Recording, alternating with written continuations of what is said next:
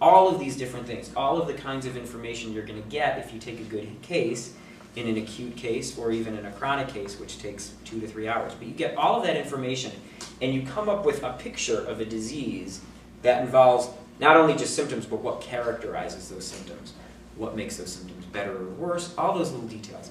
And then we find a homeopathic remedy that is similar to that disease. So if this is literally the disease picture, we find a disease picture that's similar. So it has the same sort of peaks and valleys. You know, if you could visualize what a homeopathic remedy was, it would be like this. So it's similar.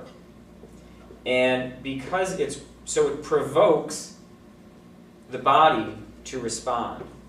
Because it in a sense, it temporarily, at the time the remedy is given, it magnifies all of those symptoms and calls it to the attention of the body. So now, this response threshold that's still up there, now the body gains the attention, the symptoms gain the attention of the body can now react because the symptoms are now, temporarily at least, in excess of the response threshold.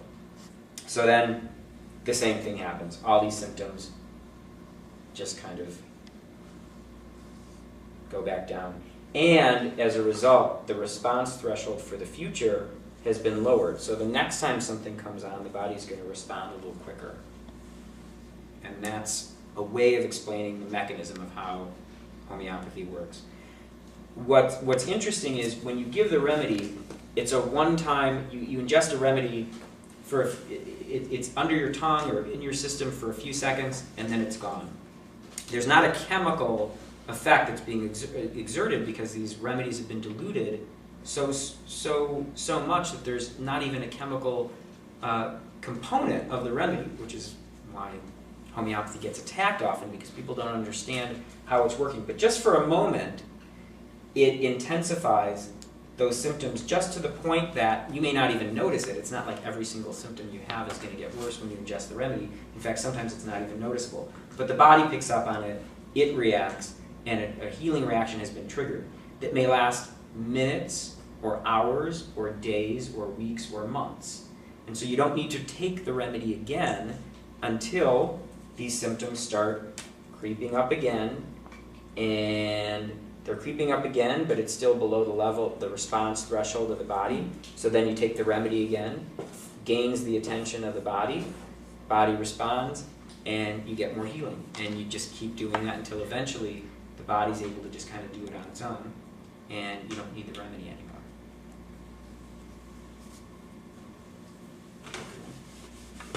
Any questions on that so far?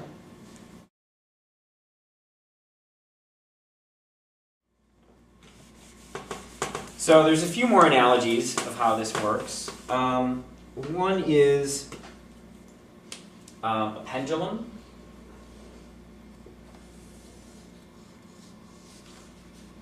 So if you think of like a weight hanging from a string, a pendulum, it will, actually a better example would be to add something. If you think about, and this is explained in my paper, which you got as an attachment from the email. So if you think about your health as a pendulum, when it's balanced, it's just basically hanging like this, okay? If it's stressed out, it will react. And if it's healthy, it'll come back to center and be balanced again. If the stress is something that the body can't deal with, or it doesn't deal with it efficiently, it can remain. After I let my hand back, it stays there. So let's say a stress occurs, and it stays in a relatively permanent state out there, and it just doesn't go back. It just gets stuck. So that you could think of as a loss of health, or an imbalance, or a symptom. And the symptom would be a sign of the imbalance or the loss of health. So you start having symptoms now because you haven't gone back. You start having someone who had a severe stress is now having nightmares every night and sweats in their sleep because for whatever reason their bodies weren't able to respond to it and bring about balance. So the allopathic response is to push it this way, or push it to that way, or this way.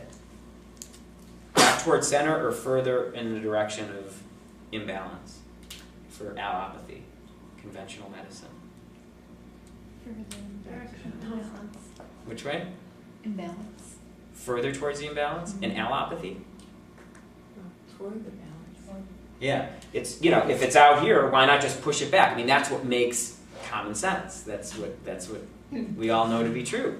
It would be foolish if it's already stuck way out there. Why would you push it further out there? You want it to, the goal is to get it back to balance. I mean, that's the goal under any health system, is to get it back to balance, right? In allopathy, we're just going to keep pushing this back. It's inflamed, so we're going to anti-inflame it. It's okay, so we're going to give it the opposite. In homeopathy, we're going to push it just a little bit, give it a little further nudge in this direction. And what that's going to do is, let's say it's kind of stuck out here. So in allopathy, we're going to force it back with something that's suppressing the symptom back towards the center and hope that it stays there and doesn't do that.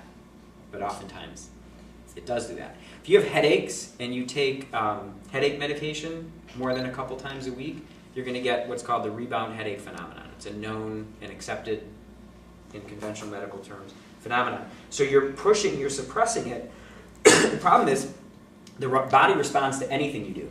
So if you keep pushing it back and you stay on the medication, and you have to stay there, because the minute you stop, it's going to go back, and it may actually go back further because the body's responding to whatever you do. So instead, with homeopathy, what we do is, it's stuck out here, we just push it a little more this way, and then just wait for the body to be like, oh, it shouldn't be out here, and then it comes back on its own. So it's the body that's bringing it back to center, not some artificial substance.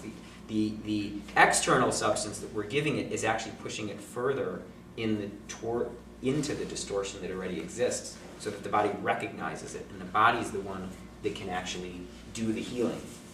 So when you get better with a remedy, you're getting better because your body's doing it, not because something that the remedy is not creating health, it's just triggering a reaction of the body. So, I know you guys, you don't have, did you guys print out the paper, the What is Homeopathy? Okay. So the brief introduction to homeopathy. This is a paper that I paraphrased from several different sources and kind of put it all together. So in this paper, we talk about, first of all, what homeopathy is not, because it's very commonly misunderstood. It's commonly perceived that homeopathy is, well, it is natural medicine, but all natural medicine is not homeopathy. People oftentimes say, oh, that's really homeopathic, you know, meaning that it's natural. Well, they're not the same thing. Homeopathy is natural, but all natural medicine is not homeopathy. For example, vitamins, herbs, minerals, these are natural, very commonly used nutritional substances, but they're not homeopathy. They're nutritional medicine or herbal medicine. They actually work more like allopathy.